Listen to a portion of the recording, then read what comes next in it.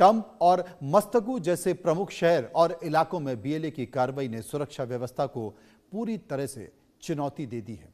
पाकिस्तान की सेना को समझ नहीं आ रहा है कि वो करे तो आखिर क्या करे। हिराब 2.0 में बीएलए की कई यूनिट भी शामिल बताई जा रही हैं। ऑपरेशन हिराब 2.0 में कौन कौन शामिल है? फतह स्क्वाड शामिल है, मजीद ब्रिगेड भी शामिल है और इंटेलिजेंस विंग ज़राब भी शामिल की गई है, क्योंकि इंटेलिजेंस की इंफॉर्मेशन बहुत जरूरी है। अब जरा जल्दी से ये जान लीजिए कि बीएलए का मजीद ब्रिगेड आखिर होता क्या है। मजीद ब्रिगेड महिला सैनिकों की एक विशेष इकाई है जो ऑपरेशन हिराब 2.0 में सक्रिय है। इस ब्रिगेड में महिला और हाथ में बंदूक लेकर सामने आती हैं और किसी भी मोर्चे पर वो अपनी बहादुरी का परिचय देती हैं। ऑपरेशन के दौरान इनकी रणनीति और साहस ने पूरे अभियान में एक गजब की भूमिका निभाई है। मजीद ब्रिगेड को बहादुरी इलाके में विरोधियों के लिए चुनौती बनी हुई है और वो लगातार काम कर रही है।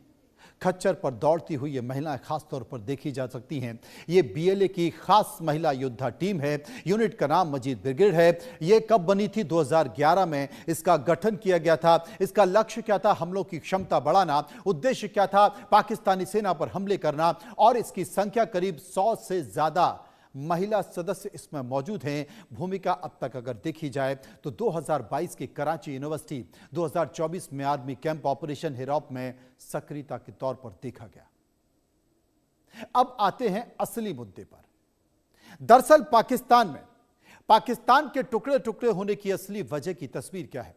पाकिस्तान का आर्मी चीफ मुल्ला मुनीर, जो कि वर्दी में नहीं है बल्कि एक बिजनेसमैन के तौर पर दिखाई दे रहा है और उसके हाथ में एक ब्रीफकेस होता है। बलूचिस्तान का जो खनिज है, जिसे रेयर अर्थ कहते हैं, वो अमेरिका के राष्ट्रपति डोनाल्ड ट्रंप को दिखाता हुआ दिखाई दे रहा है। साथ में पाकिस्तान के प्रधानमंत्री शहबाज शरीफ भी खड़े हुए हैं।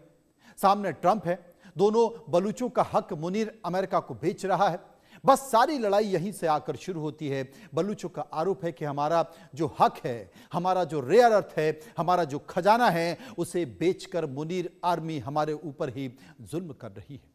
आरोप यह भी है कि बलूचों को पकड़कर पाक आर्मी या तो मार देती है या फिर लापता कर देती है। लाखों बलूचों का आज तक पता नहीं चल पाया है।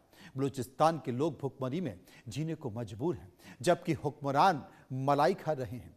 पाकिस्तान में केवल पंजाब प्रांत को सुविधा दी जा रही है, जबकि बलूचिस्तान में महंगाई और बेरोजगारी चरम पर है। बलूचिस्तान की खनिज संपदा पर नजर डालें तो फिर पाकिस्तान की अर्थव्यवस्था के लिए अत्यंत महत्वपूर्ण हो जाता है, क्योंकि $6 ट्रिलियन का यह अनुमानित भंडार है। बलूचिस्तान में सोने, तांबा, कोयला और अन्य दुर्लभ खनिजों का केंद्र है। रेको देसी कई महत्वपूर्ण खदानें यहां पर मौजूद हैं। पाकिस्तान की असली कमाई का जरिया यही है। यह प्रांत पाकिस्तान की खनिज और ऊर्जा सुरक्षा में महत्वपूर्ण योगदान देता है। हालांकि स्थानीय लोगों को इन संसाधनों का खास लाभ नहीं मिल पाता है। विकास की कमी इस पूरे इलाके में देखी जाती है और यही कारण है कि यह पूरा क्षेत्र अशांत बना हुआ है। लोग न्याय की मांग कर रहे हैं। बलूचिस्तान दक्षिण पश्चिमी एशिया प्रांत का एक बड़ा प्रांत है, जो पाकिस्तान, ईरान और अफगानिस्तान के हिस्सों में फैला हुआ है।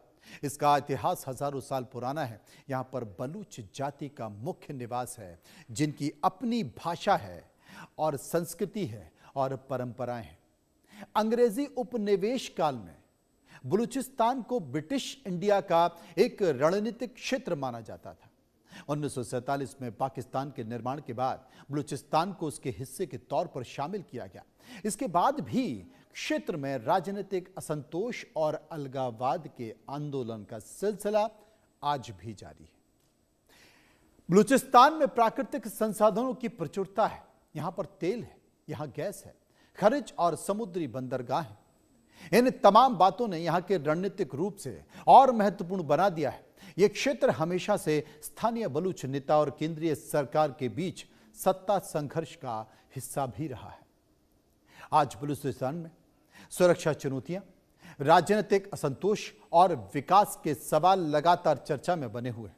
इसका इतिहास वर्तमान घटनाओं के लिए संदर्भ प्रदान करता है।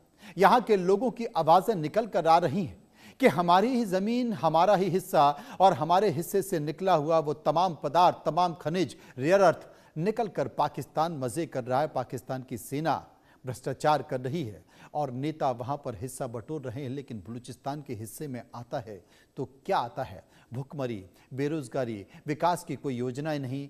अब ये बर्दाश्त नहीं होगा और यही कारण है कि बलूचिस्तान अपना इतिहास बदलने जा रहा है। लेकिन बलूचिस्तान का इतिहास क्या है, यह भी समझने की जरूरत है। बलूचिस्तान का इतिहास हजारों साल पुराना है। बलूच जाति की एक अलग पहचान और संस्कृति है, जैसा कि मैंने पहले भी बताया है। ब्रिटिश काल में इस रणनीतिक क्षेत्र रहा है। 1947-47 में पाकिस्तान में इसे शामिल किया गया था। शामिल होने के बाद यहां पर राजनीतिक असंतोष लगातार पनप रहा है। संसाधनों के कारण यहां पर संघर्ष का केंद्र बन गया है। ये तमाम सारी बातें जो मैं पहले भी बता चुका हूं। लेकिन बलूच चीन की सीपैक योजना से लोग नाराज हैं और चीनियों को अपना दुश्मन मानने लगे हैं। बलूचों का मानना है कि पाकिस्तान ने उनके ऊपर नियंत्रण पाने के लिए उन्हें चीनियों के सामने झोंक दिया है। सीपीईसी से बलूचों को नुकसान है, इसलिए वो इस परियोजना को किसी भी हद तक मानने को तैयार रहे हैं और यही कारण है कि चाइना ने इस परियोजना में बहुत सारा पैसा लगा दिया है। अब ये परियोजना विवाद में आ गई है क्योंकि स्थानीय लोगों को यहां पर रोजगार उस तरीके से नहीं मिल पा रहा है।